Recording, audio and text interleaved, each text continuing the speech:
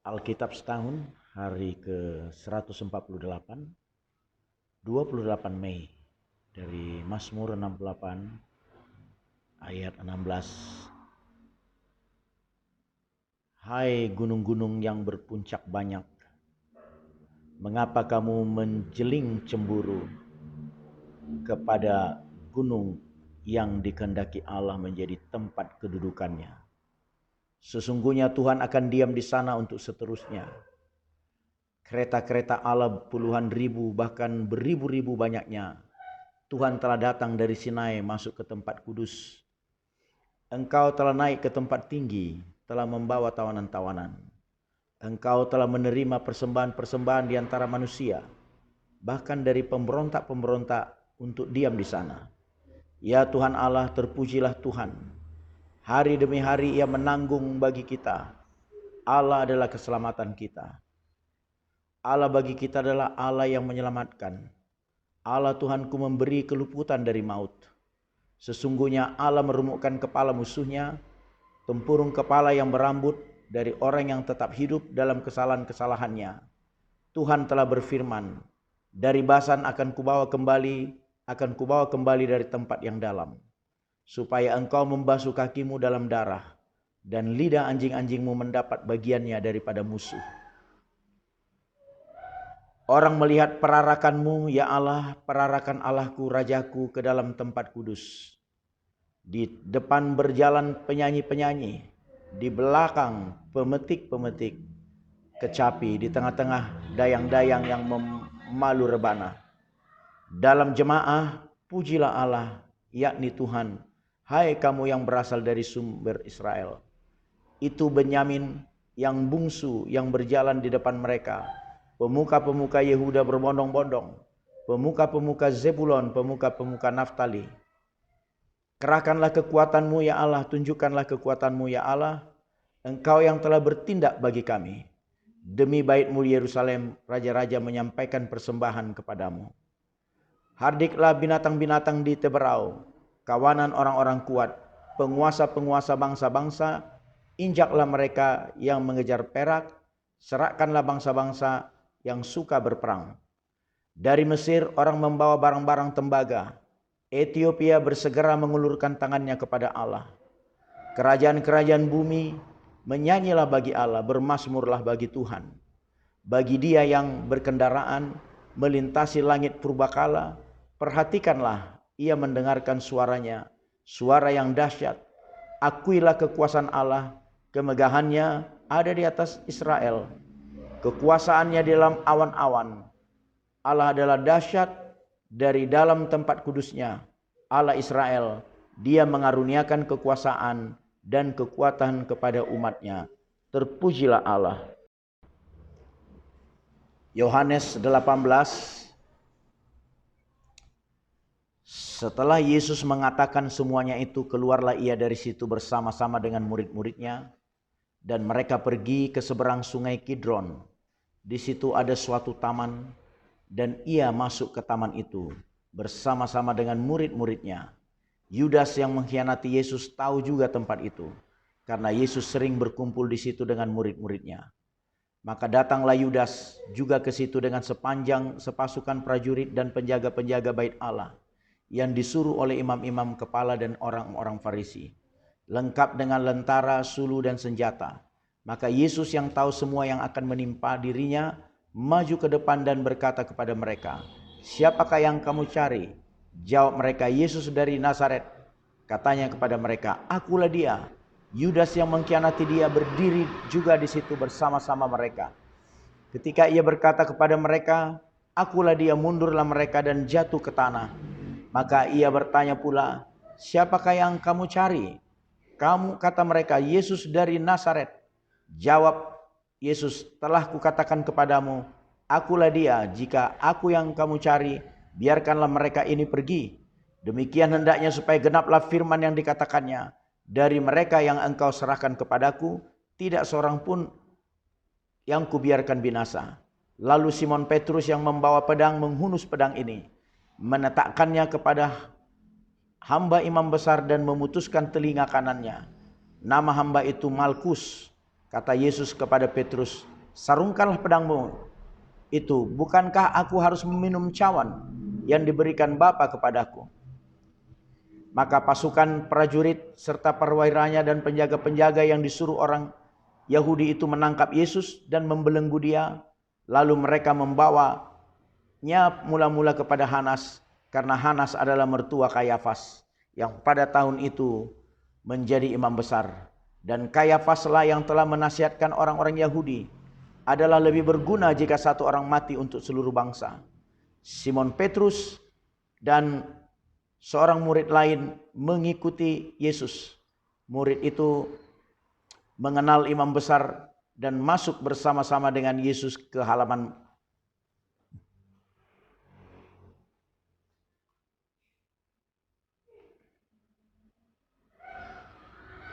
istana imam besar.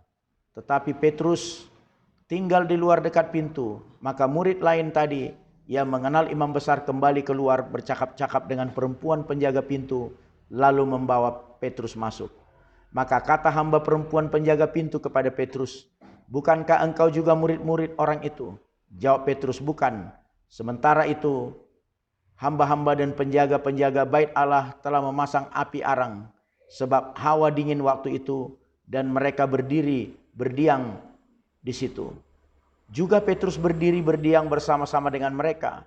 Maka mulailah imam besar menanyai Yesus tentang murid-muridnya dan ajarannya. Jawab Yesus kepadanya, "Aku berbicara terus terang kepada dunia. Aku selalu mengajar di rumah-rumah ibadat dan di bait Allah, tempat semua orang Yahudi berkumpul. Aku tidak pernah berbicara sembunyi-sembunyi. Mengapakah engkau menanyai aku? Tanyailah mereka yang telah mendengar apa yang kukatakan kepada mereka. Sungguh mereka tahu apa yang telah kukatakan." Ketika ia mengatakan hal itu, seorang penjaga yang berdiri di situ menampar mukanya sambil berkata, "Begitukah jawabmu kepada imam besar?" Jawab Yesus kepadanya, "Jikalau kataku itu salah, tunjukkanlah salahnya. Tetapi jikalau kataku itu benar, mengapakah engkau menampar aku?"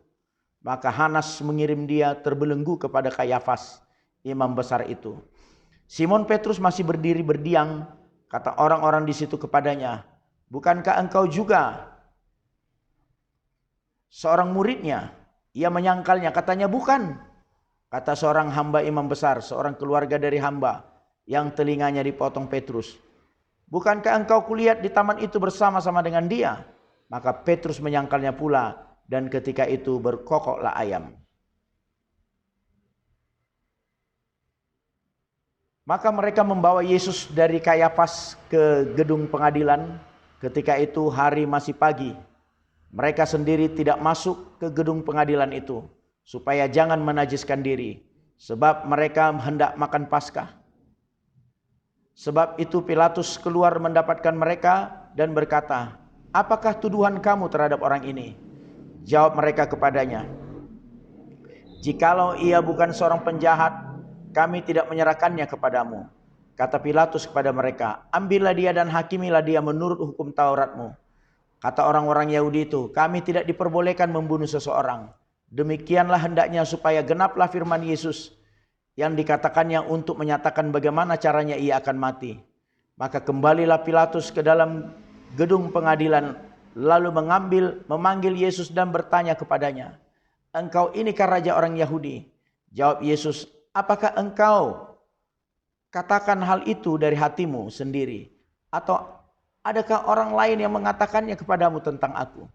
Kata Pilatus, "Apakah aku seorang Yahudi? Bangsamu sendiri dan imam-imam kepala yang telah menyerahkan engkau kepadaku, apakah yang telah engkau perbuat?" Jawab Yesus, "Kerajaanku bukan dari dunia ini. Jika kerajaanku dari dunia ini, pasti hamba-hambaku telah melawan, supaya aku jangan diserahkan kepada orang Yahudi. Akan tetapi kerajaanku bukan dari sini." Maka kata Pilatus kepadanya, "Jadi engkau adalah raja?" Jawab Yesus, "Engkau mengatakan bahwa aku adalah raja. Untuk itulah aku lahir dan untuk itulah aku datang ke dalam dunia ini, supaya aku memberi kesaksian tentang kebenaran. Setiap orang yang berasal dari kebenaran mendengarkan suaraku." Kata Pilatus kepadanya, "Apakah kebenaran itu?"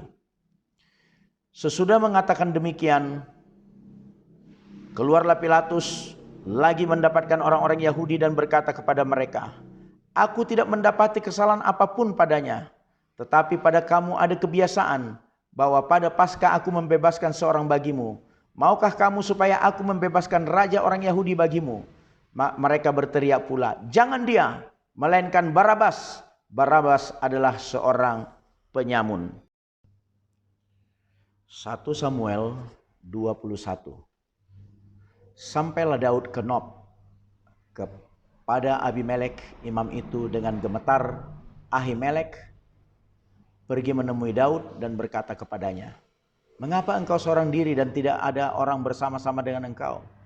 Jawab Daud kepada Imam Ahimelek, "Raja menugaskan sesuatu kepadaku, katanya kepadaku, siapapun juga tidak boleh mengetahui sesuatu dari hal yang kusuruh kepadamu dan yang kutugaskan kepadamu ini. Sebab itu orang-orangku telah kusuruh pergi ke suatu tempat. Maka sekarang apa yang ada padamu, berikanlah kepadaku 5 roti atau apapun yang ada." Lalu jawab imam itu kepada Daud, "Tidak ada roti biasa padaku, hanya roti kudus yang ada. Asal saja orang-orangmu itu menjaga diri terhadap perempuan." Daud menjawab imam itu, katanya kepadanya, "Memang kami tidak diperbolehkan bergaul dengan perempuan seperti sedia kala apabila aku maju berperang. Tubuh orang-orangku itu tahir, sekalipun pada perjalanan biasa.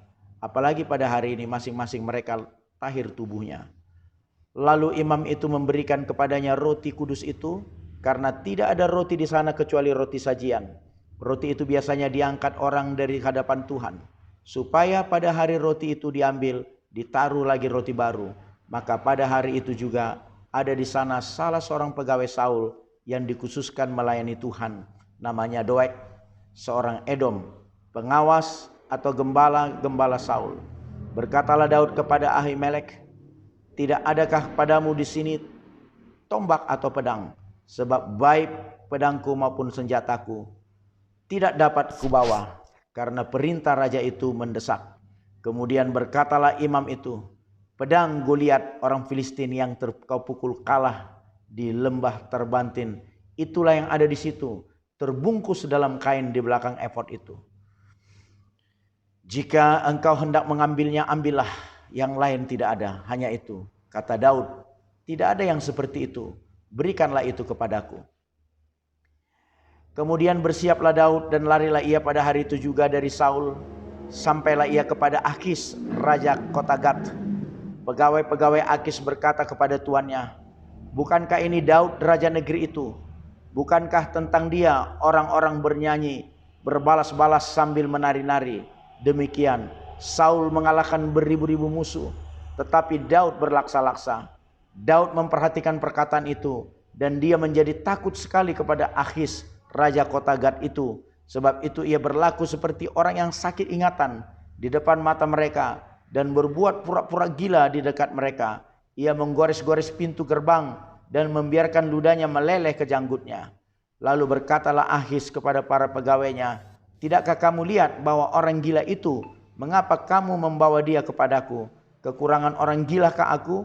Maka kamu bawa orang ini kepadaku, supaya ia menunjukkan gilanya dekat aku. Patutkah orang-orang yang demikian masuk ke rumahku?"